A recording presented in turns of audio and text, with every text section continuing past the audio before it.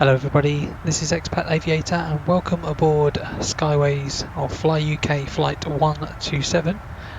Call sign is Skyways 22 Charlie. And we're doing Heathrow to St Maarten. I've had this on in the background while I've been working pretty much all day today. And we're just coming up on top of descent and finally a few clouds. I've been staring at blue ocean intermittently during the last, we got 7 hours and 40 minutes. During the flight, I've been able to test out Navigraph's new charts application, which the coolest part of is the moving map, and also it now includes Jeppesen charts. So here it is, and we'll full screen and bring my flight back up. So there you go, there's the route from Heathrow down to St Maarten, and right now we are just coming up on the islands and you can see the route here.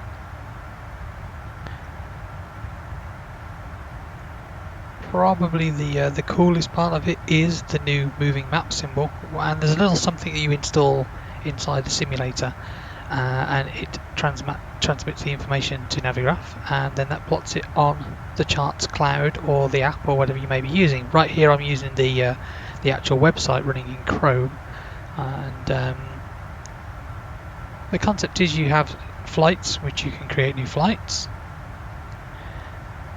This is one I've been using all day. You can also search the airports or just search the database in general, and you can jump to the charts. So if we open up the charts for St Maarten, no longer will you see the Lido charts, you'll now see the Jeppesen charts, which are the ones I got used to originally, to be honest. And I know that many people prefer them. The Lidos are more colourful, but the Jeppesen charts I think are clearer in many cases. Now this chart is geo-referenced, so the little aircraft symbol will appear on here. We'll be coming in from Manolo to Otmut and flying the RNAV for runway 10. Weather at St Maarten 090 at 90 knots, so straight down the runway, slightly variable winds, more than 10 kV, scattered at 2000 and 29 degrees. The QNH is 1016, which I've already got set. And as far as the charts application goes,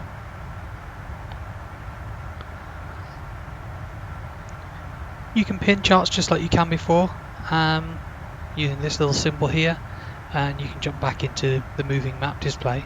It's really intuitive, and I'd say 99% of it is there and working and bug free. There are a few little issues that they need to address, but I'd say it's very nearly there, and you should expect to have it in your hands soon enough, I would think. There's also a nighttime view while we wait for it to reload and cache the tiles. There you go. It's kind of nice too. That works on the charts as well, which is really cool.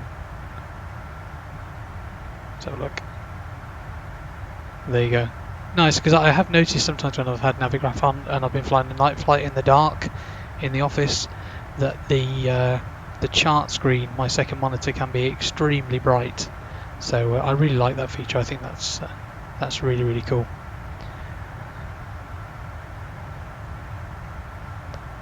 So let's have a look at the approach.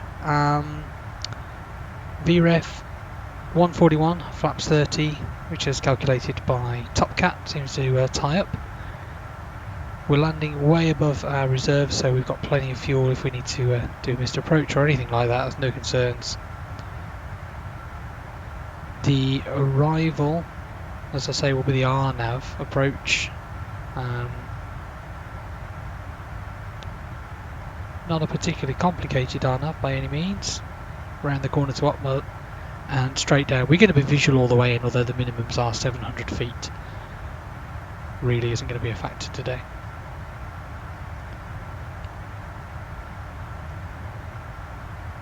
Okay, yeah, the next waypoint, Manolo, 112 miles, so still quite a way to go.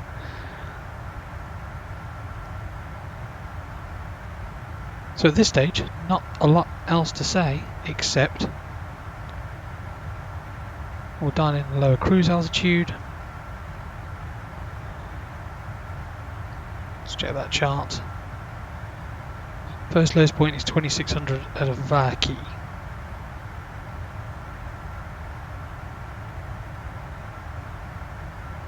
So we may as well go all the way down to that.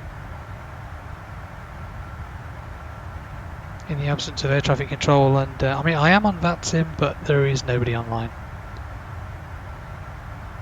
So we'll just drop all the way down, why not?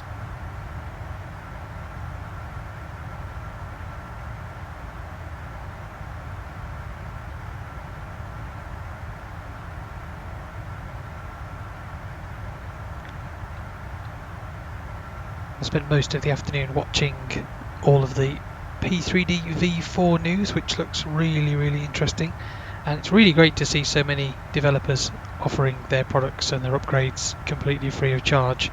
PMDG have come out and said it. Somebody's also said that the real air aircraft just work out of the box, which I was a bit worried about, given that the developer is no longer in business. And all of the scenery apparently works as long as there are no special customized scripts going on inside the scenery. So really excellent, and it will be nice to get rid of the usual vast problems that we're all plagued with and hopefully see some improvements, increases. Nobody's said too much about the performance yet or demonstrated very much. I guess it'll take people some time to get all of their add-ons installed and wait for Active Sky 16 to come over before we really know what the performance difference is. But yeah, certainly exciting stuff. So yeah, I'm running about, yeah, well, it's also just going up and down between low 29 and the high of 48-ish. And I tend not to pay too much attention to the frame count, to be honest, and I do leave it on unlimited. It does seem better for me that way. I'm just interested in, is the sim smooth? If the sim is smooth, and yet the frame per second say 15, I don't really care. I mean, who cares? It's all about, is the sim smooth or not? People seem to get obsessed about really good frames. Okay, I saw the throttles do a weird flash, but there they go. It's gone into idle. VNav path. It's exactly what I want, and down goes the cabin.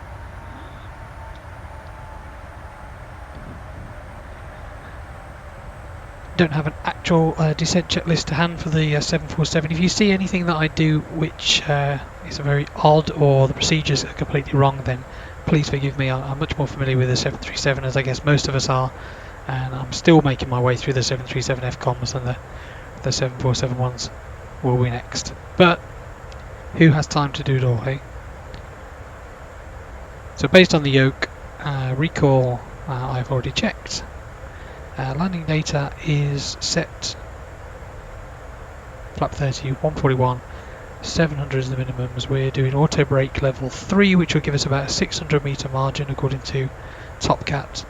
And yeah, that's about it. The altimeters, well, we are descending to an altitude. Transition is flight level 65, transition altitude of 5,000 feet, but as we've set this in the box, we'll stick that in now. Some people say you should set it when you actually pass the transition. Other people say you'd set it when ATC give you an altitude, and I agree with the latter actually. As we're simulating that air traffic control have given us a crazy descent straight down to 2600, then I'll set standard now. And it's just one more thing not to forget. I think when you're flying these aircraft single pilot, as I guess most of us are, I tend to do things early. You know, for example, let's stick the landing lights on now because I'm likely to forget to do it later on.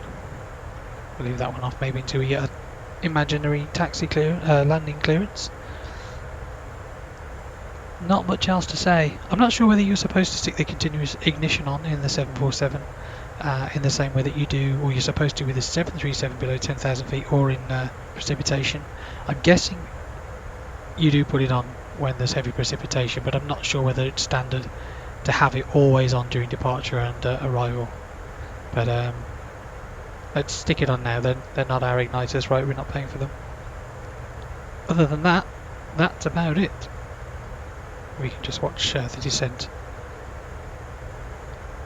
I'll try and keep the next waypoint at least on the screen.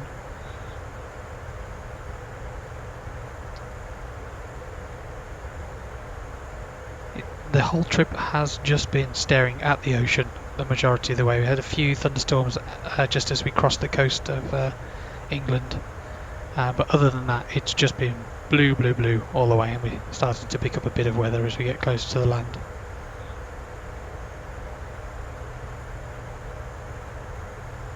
Great. So let's have a look where we are now.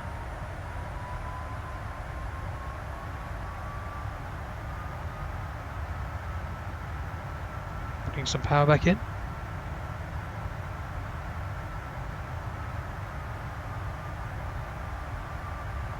You can lock this to the aircraft position.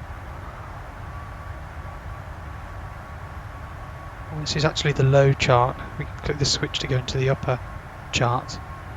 But we came in and across an oceanic track straight to Manolo, which is why we're not on any airway as such here.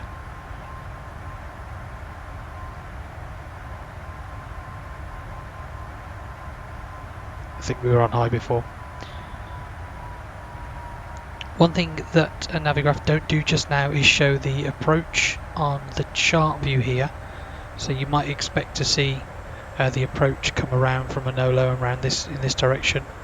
But it doesn't do that. I'm not sure whether they're going to do that or not. It would be cool if they did. But as the majority of the charts are geo-referenced anyway, it's not a huge problem to be honest with you.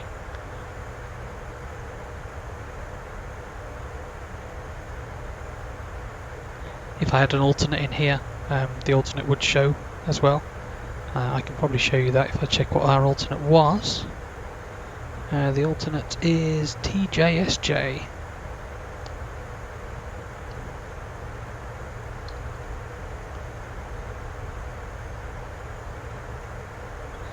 San Juan. Super easy, right? The next thing I'm going to want will be the approach chart. So I've got the RNAV, runway 10, ready. And also down here the airport diagram as well. And if it says aircraft is outside the chart bounds, then you know it is referenced and you're going to get a moving aircraft symbol on the map. So we're going to land runway 10 and then it'll be the usual turnaround, backtrack and onto a gate. So very soon we should end up on this chart. So I'd probably leave it on that, stick that on the other screen for the time being. Bit of land appearing. We're on the profile, still in VNAV path. We don't want that going into VNAV speed if it's all possible, because it will sacrifice the path for the speed.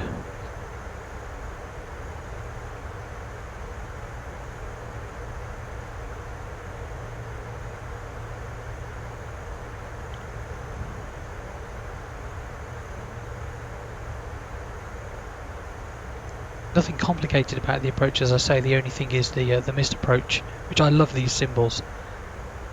4,000 feet, climbing right turn to 4,000 feet, direct on bed and hold it on bed. These symbols are just great. They're so easy to see. We've got 700 foot minimums, and visibility is more than enough today for this approach. Into Whatnot, Avaki, 2600 down to 1700 as the lowest we can be until we get to Lessor, and then Lessor is where the little star is, so we can actually trust VNAV to take us all the way down to the missed approach point at Mapon. As I say though, we're going to be completely visual today, and I'm not going to be overly worried about these step downs. I'll probably try and do a manual landing, God help me. I've not had that much practice in the 747 yet, we'll see how we get on.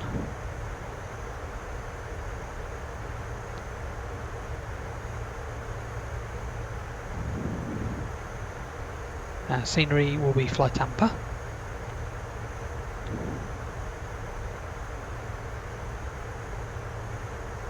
We should get a nice view of the airfield as we go downwind.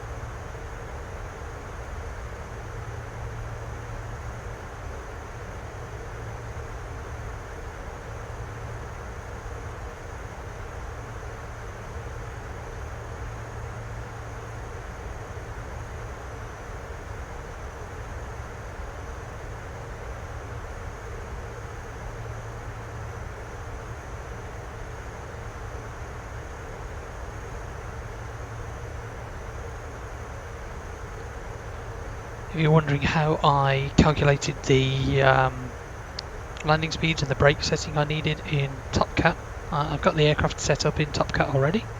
So you just go to landing, TNCM for Princess Juliana, runway 10. I tend to just get the weather from NOAA. You can set this up to get it from Active Sky or a few other sources like I think VATSIM, yeah, but NOAA is always pretty accurate. And then all you do really is you work out your landing weight. You can get the landing weight from either the flight plan, or if you want to be a bit more accurate, then you can look. Yeah, strange how it gets slow and then puts the throttles back up.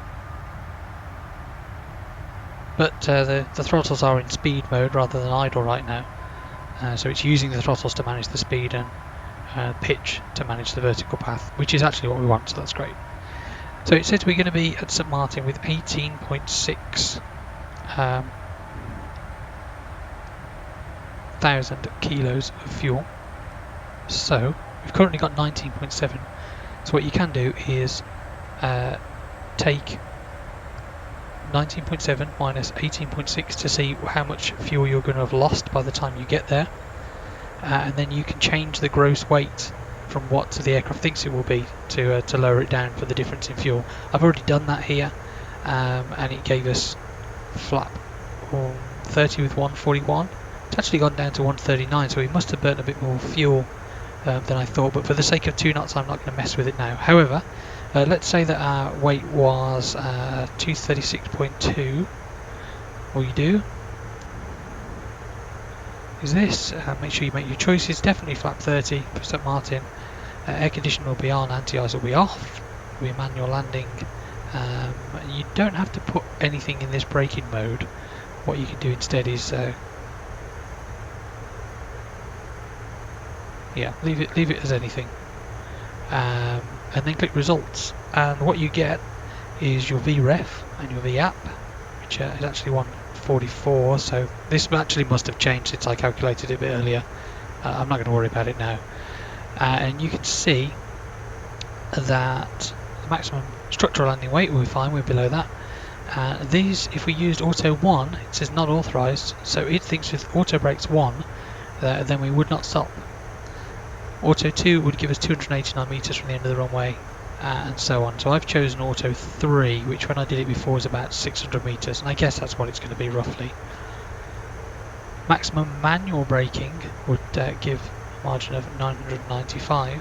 Sorry, a landing difference of 995 and a margin of 1305, which tells us that the max manual braking is still more braking than auto brake level max. So I think auto 3 is absolutely fine for today. That should stop us really short of the end of the runway.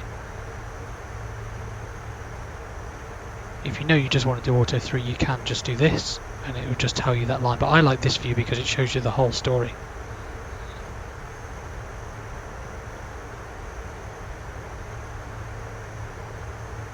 Okay, coming up on Manolo. So I'm guessing this is St Maarten.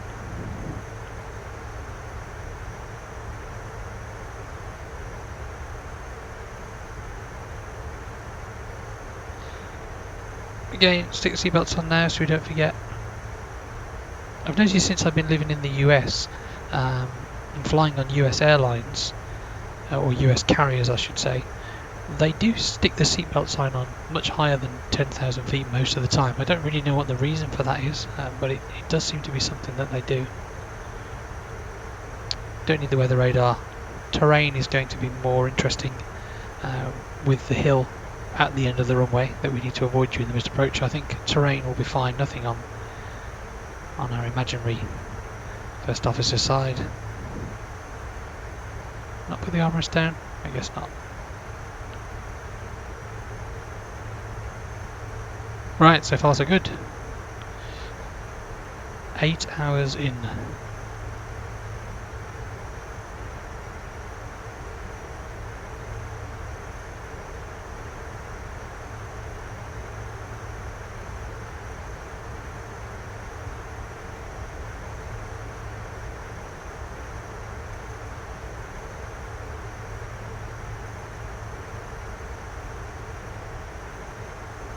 Oh, look at this for sad times. The sim crashed just before I started recording, and no, now I'm too far away from where I left off, and yet I'd got 6 hours 59.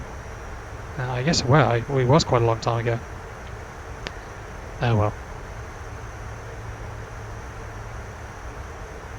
It might give me when we land. It might not. Probably not. We'll see.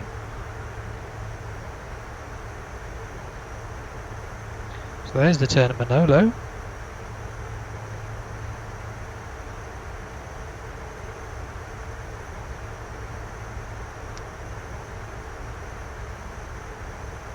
Still on the path.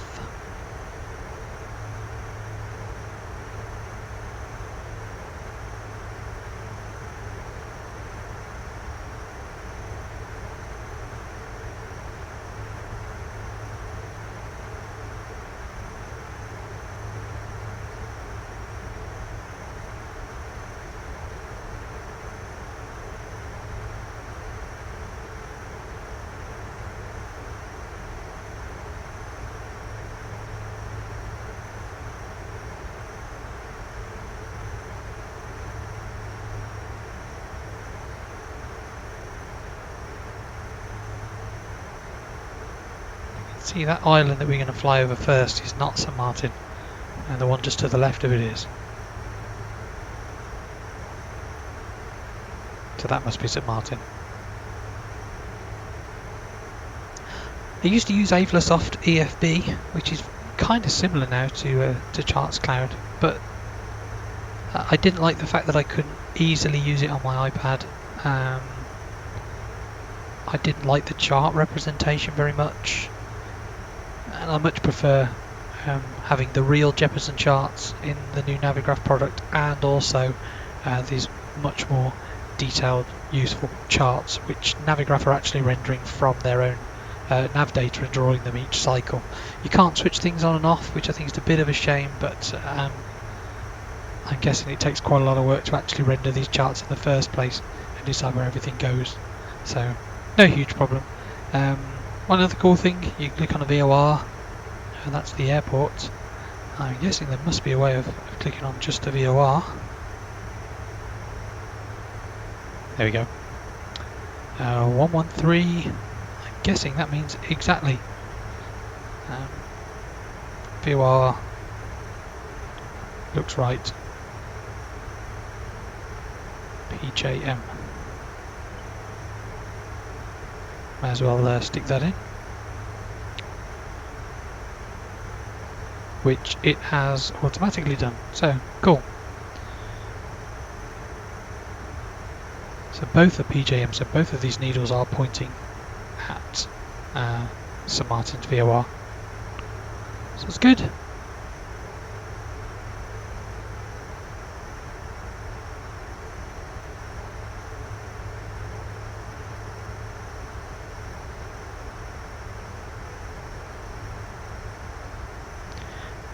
Good old P3D not wanting to load anything except what's right underneath the aircraft.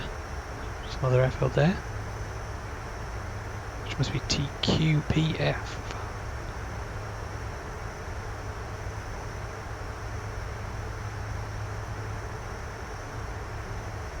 Yep, there it is. Weird shadow, sparkle, wonder scenery going on.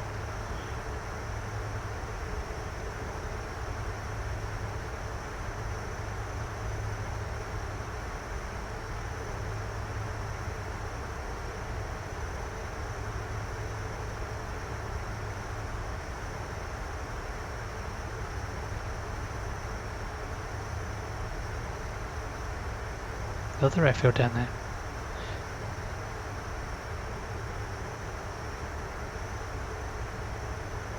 So I put some hard altitudes that I wanted it to meet in at a Vanquier 2600, 240 knots. It's probably a bit fast, to be honest. I'd want to be configured a bit earlier than that. So let's put 180, which may upset the VNav now. Yeah, you see it's gone into VNav speed, so I don't have a control to do the speed brake gently, so I just chuck it out in one go. We're now 1,000 feet high according to it, so we use the speed brake to get us back down. and then we'll be good. And then we got 1700 at Leesaw, and then it'll just be flying the regular approach from there.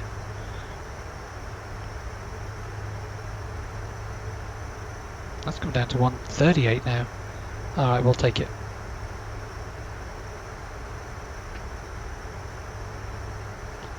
Coming back nicely.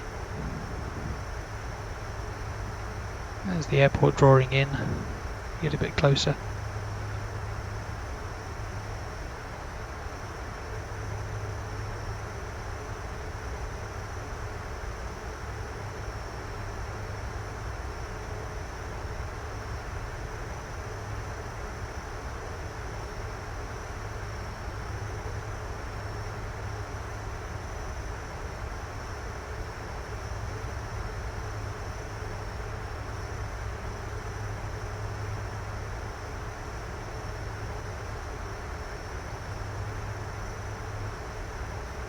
And yep, there we go.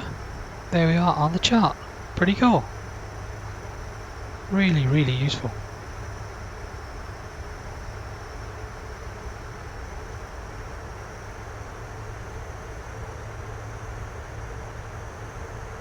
So hearing the engines throttle back up is a good sign that you don't need the speed brake anymore.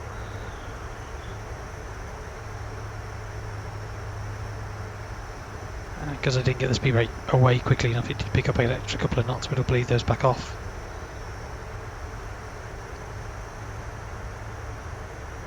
So this reloading and reloading and reloading of the textures is something they've apparently fixed in P3D V4. It's very interesting. That will be really, really good.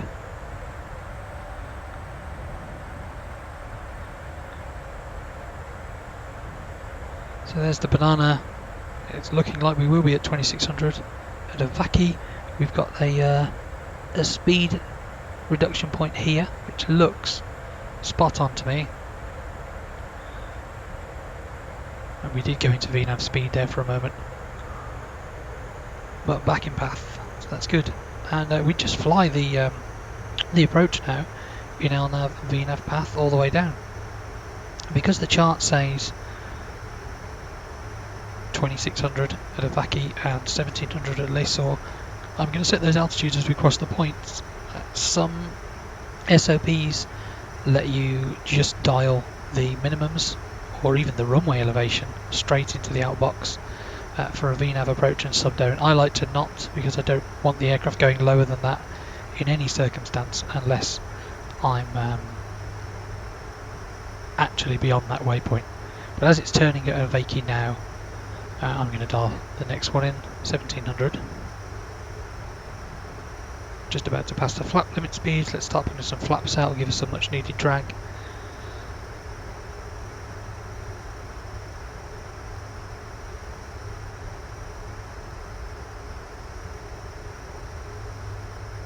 We're going to pick up a bit of cloud in the turn, super.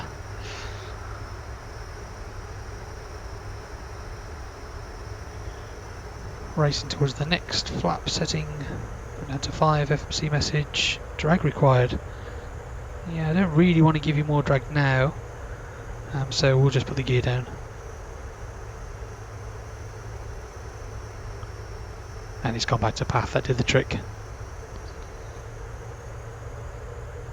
Well, typical, we get a load of cloud. And it says drag required, you put the gear down, and then it definitely doesn't need the drag anymore. So I'm going to bring this back now to 160. Next stage of flap. We can arm the speed brakes now that the gear are down.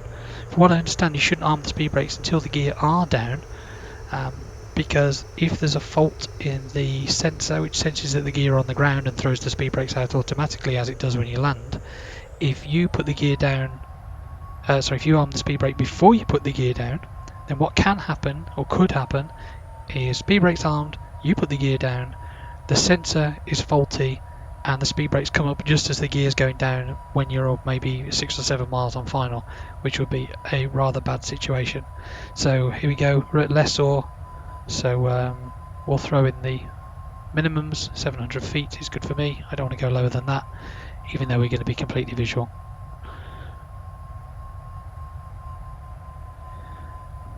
missed approach point's map on, and then the airfield's 2 miles from that, so 4.8 miles. So I'm quite happy to come right back to our ref speed now.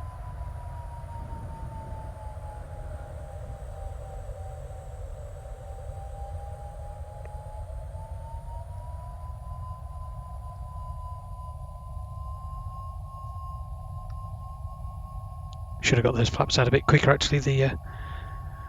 The minimum speeds were racing up towards us there. But as far as landing checklist goes, speed brakes armed, gears are down, flaps are 30. That's pretty much it really. Looking a bit high on the profile, and it seems to have stuck at 1700 feet. So this is actually going to be interesting. I was that busy with the other stuff that we're now 800 feet high. Awesome. Right. Kind of kamikaze approach then. Now real world this would definitely be unstable and we go around. So I think what we will do is go around. If it'll take it.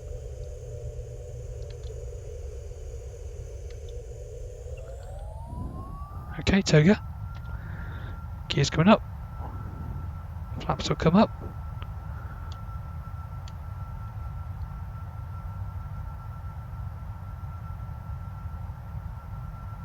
Feel like we're safe there. Up to 200 knots. And I'm going to select that turn in early. Get us well away from those hills. And the missed approach is 4,000.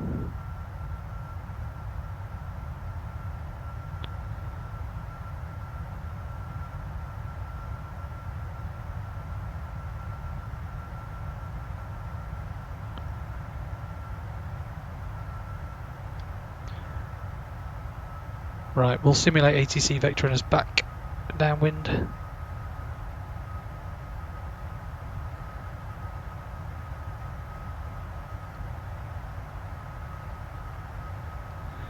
this is all the fun of having a single person flying an airliner like this. Is, you know, I forget the flaps there as we're climbing out because I'm trying to think about everything else, whereas the second crew member would be doing a lot of that for you.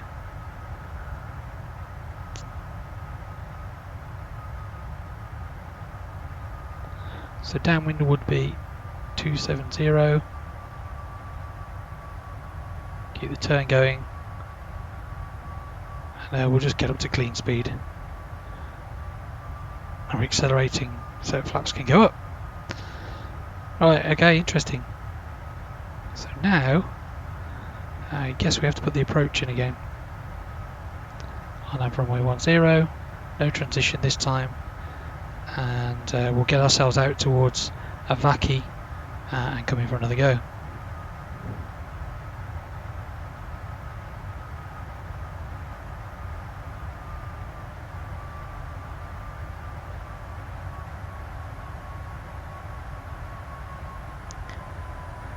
Well, I'll try not to screw it up this time. It shows you how much I fly the 747.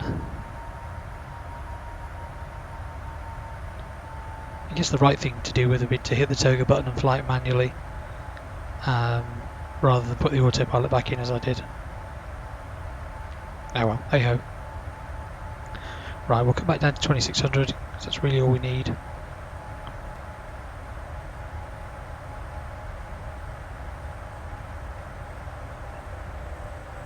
And then we'll come back to 180.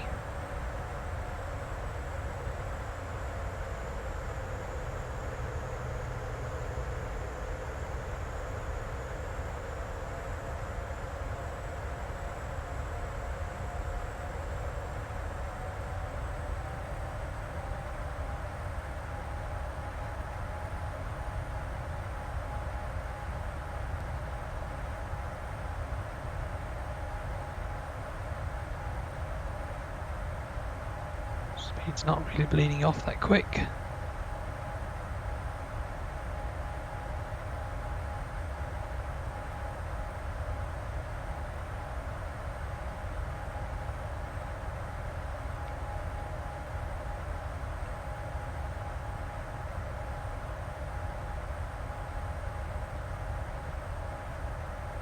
Yeah, we know.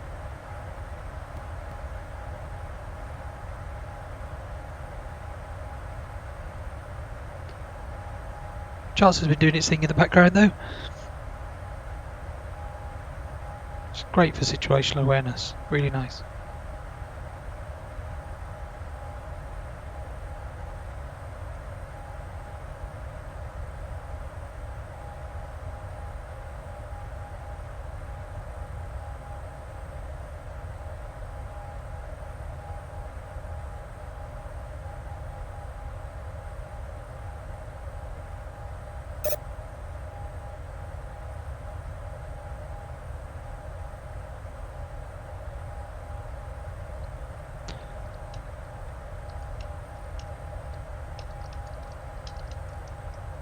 So someone messaged me on VATSIM on Unicom and noticed that I went around, and they're asking whether they'll have time to backtrack. I think they will.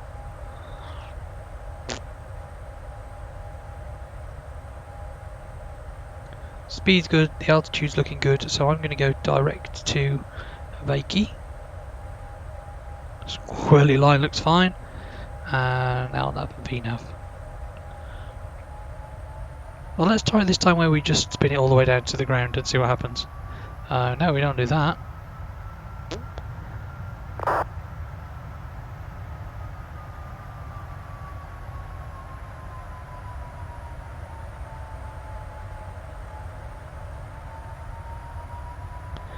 What we will do is get our speed established nice and early this time, especially with that guy backtracking.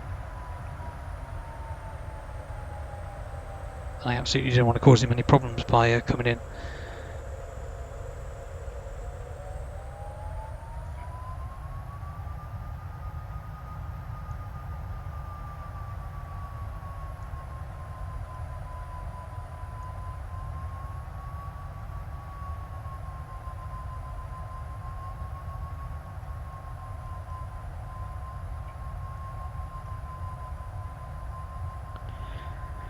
So you're 16 miles out.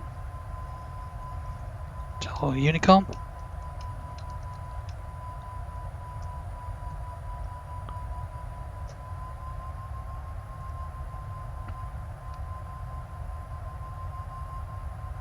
Below profile according to this, which is fine. So let's start getting configured. Let's try and do this nice and early.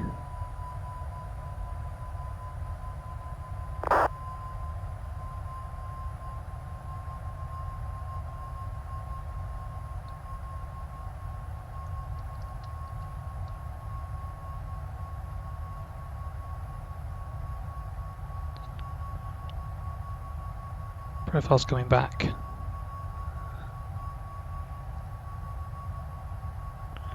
I'll on the speed brake again.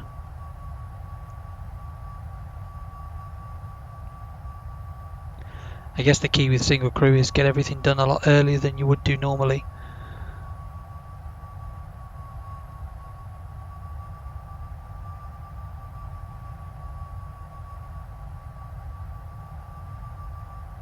Bring it back even more. Need to put our app speed back in. There we go. Come right back to ref. And stick all the flaps out, why not?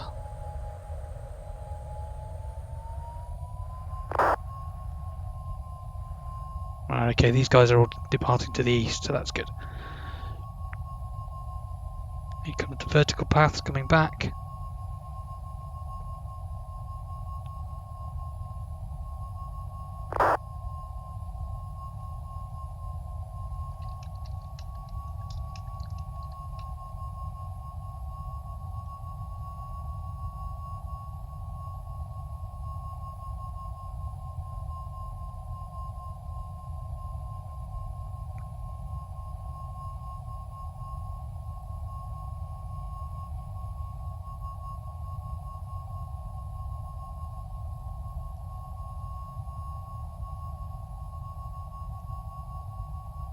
Wouldn't it be cool if you put it on here as well? I think Avlasoft used to do that. Oh well, can't have it all. And it's not descended again.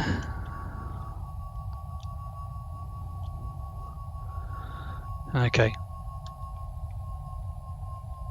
I'll leave the auto throttle in. And let's see if we can get this back. We'll just do it visual from here. We're far enough out to recover this.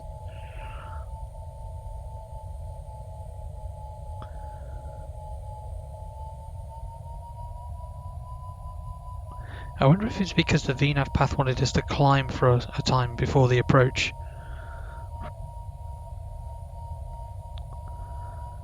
So let's see, less or we should be 1700, so we are, it's about 700 foot high. The pappies do look all white from where we are right now. But everything's done, it should just be a case of landing.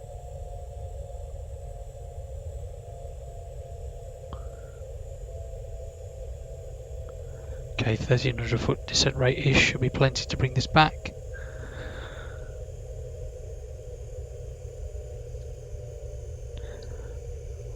Well, good video to link if you want to know how not to land the 747.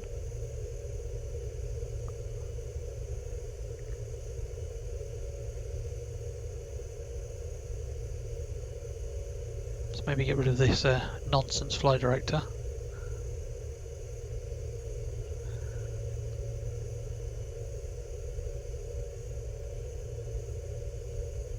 Starting to look better.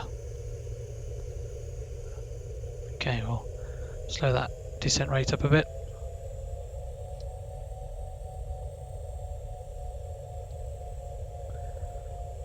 There we go. So 140 knots. We should be looking for about 750 feet per minute. Should be perfect. Definitely don't want to get too low.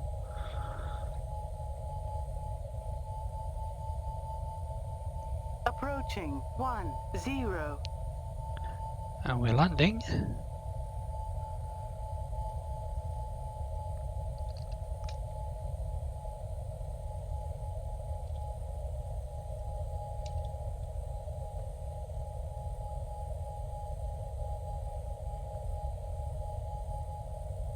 Looking pretty good.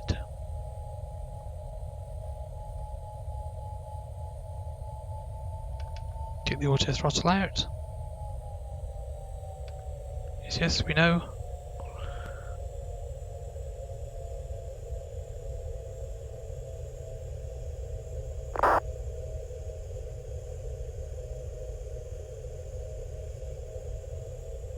Don't get slow.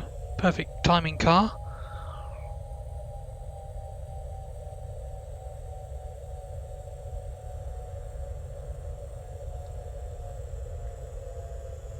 Kick it straight with the rudder.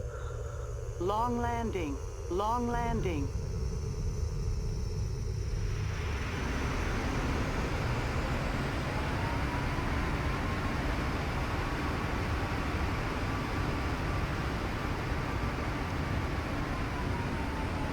Manual brakes. 900 meters remaining. And I'm guessing we can turn around in this bit. We'll find out.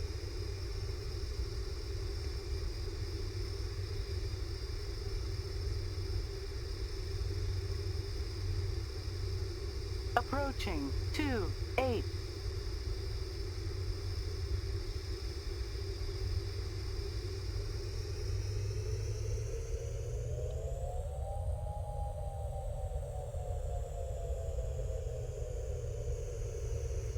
On runway 28, flats, flats.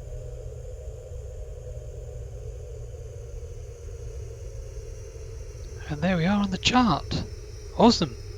So we'll come in at Charlie and straight onto the stand. Stand Alpha 2.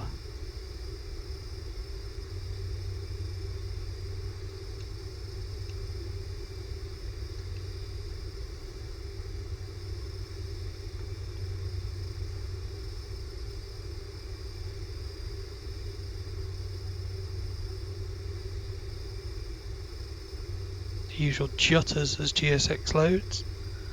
Here's Delta.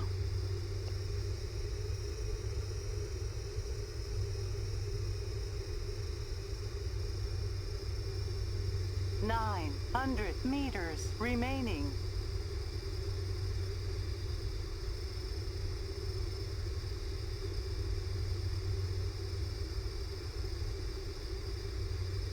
There's that guy lining up.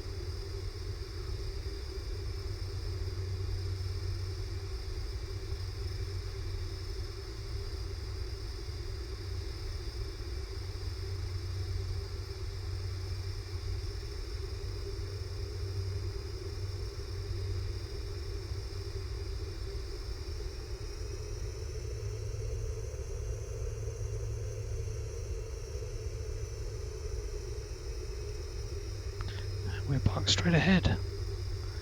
So, knock these off. Don't blind the marshaller.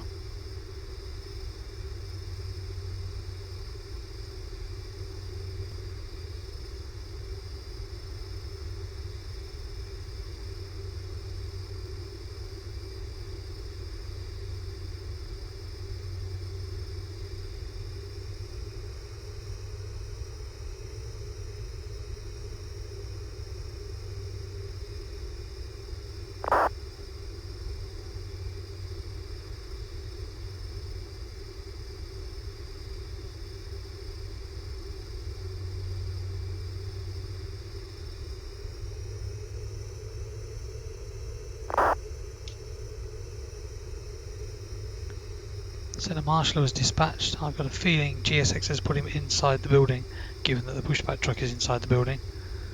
So please don't make my sim crash.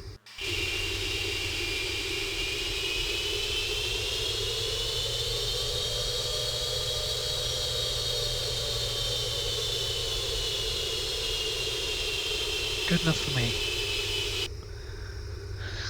Let's get some ground power. Jocks are in.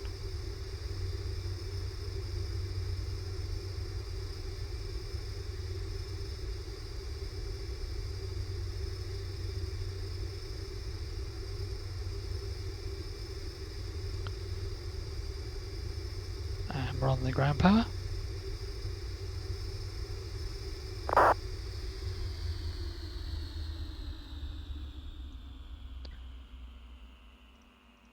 And there we go.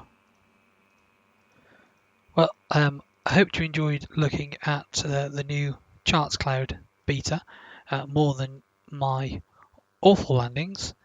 And have I missed anything? Probably. Beacon come off. And we got the chocks in. Parking brake. One last thing, will Skytrack be kind to me? I bet it won't. No. Oh well, never mind. Are you sure you want to stop recording? Sad times. Oh well, never mind. Well, thanks very much for watching, guys, and until next time, I'll see you soon.